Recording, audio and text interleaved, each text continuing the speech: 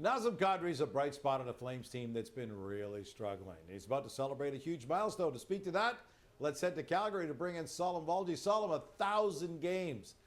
You've been around covering him for a few years now. What's he like, and what do teammates and coaches say about him? I'd say, Gino, he's probably one of the most outwardly confident athletes I've ever dealt with, and I've dealt with a lot of NHL players and other incredible athletes, but Nazem could have one of the worst games of his career, and he'd speak afterwards to media about his process and how he was doing a lot of really good things, and that's something I and a lot of other people really admire about him, that unwavering self-belief. And beyond that, you heard teammates like Michael Backlund and Mackenzie Weegar talk today. They want to win it for him. They feel that he's brought such a clutch demeanor to this organization. You remember last season, the number of times he had big goals, and I think that rubs off on teammates, whether they're younger like Connor Zary or even a veteran like Jonathan Hero, who's played with him quite a bit. So as a person, he's extremely self-confident, and I'm a little bit jealous of that, frankly, at times. And as a teammate, you can tell guys really love being around him, and he's brought so much on and off the ice for this organization, and this is going to be a fantastic celebration tonight. I want to follow up on what he's brought to this team. As the team's best forward, what kind of impact and role has he taken on during this rebuilding Flames sequence right now?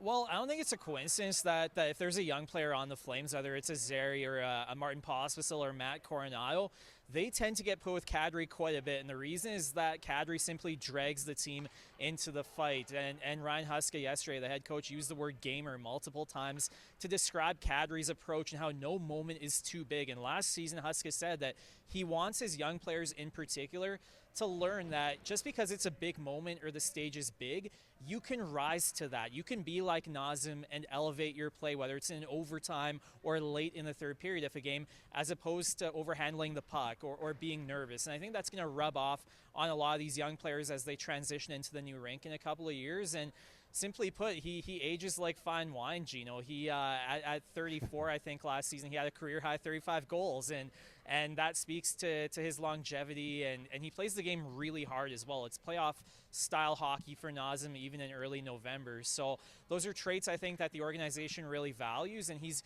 probably been better than expected in that regard. And I think they really feel like those young players in particular are going to learn the lessons of Nazem, and it'll have an impact well after he's moved on from this organization. You wrote a story on tsn.ca, and you actually spoke with a couple of people who've known Nazem since he was a kid in London, Ontario. What did they have to say about him?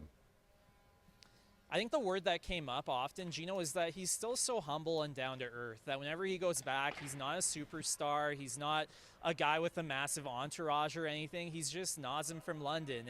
And they really valued that. They really appreciate how approachable he is. The fact that, one of the things he did with the Stanley Cup was take it to the Muslim mosque there in London. And that means a lot to them. And I think he serves as an inspiration. Mohamed Joma, who's an old family friend, told me that, hey, when we see Nazem walking the streets or scoring big goals or lifting the Stanley Cup, it really has a ripple effect across the community, whether it's London or even the Muslim community. And I think they just value how unchanged he is, how he's still Nazem from London. He's about to do something that so few people in NHL history have ever done, Gino, and yet he remains humble and down to earth and someone that's very approachable. And you don't always see that the case being with stars, right? Once they get a little bit have success, they sometimes become different people, whereas Nazem, I think, remains true to his roots. And both Mohamed Joma and one of his former coaches, John Calderozzi, said as such to me. Nazem's impact goes far beyond what he does on the ice. I've been fortunate enough to do some stuff with him for the Special Olympics. What can you say about his impact in the greater community? Well, like I mentioned, Gino, bringing the cup to the mosque was massive, and people have told me that was a watershed moment a couple of years ago. And even for me, Gino, as a Muslim, like last night I was joking with my mom, like, hey, your favorite player, I'm going to be writing a story about him tomorrow, so make sure you read it. Like, she doesn't know anything about hockey, but she knows about Nazem. And I remember being in high school and Nazem being on the Future Watch cover of the Hockey News. And I told my dad, and we looked at it, and that was a really cool moment for my dad and I. And I think others across the country and across the hockey world can share that. And I admire Nazem for leaning into that, because in at times it can be easy to be afraid of being a role model or maybe holding back, but Nazem's done the exact opposite, whether it was in London or even here in Calgary. I've heard he's been involved in the community as well. So for me as a Muslim, it's really cool to see him shine on this level, and 1,000 games is such an incredible accomplishment. And I give full credit to him because he could have gone about that multiple ways, but the fact that he's embraced his role as a role model, even at times, including yesterday, saying that he's far from perfect, but he's learned a lot, that speaks to me a lot about who he is as a person. And I think his impact on the game really, really continues to be big. And he'll have quite the legacy. And tonight is simply one part of it, but there's a lot of other parts as well. It's going to be a great time to celebrate all that he's accomplished. Solomon Volji has joined us from Calgary.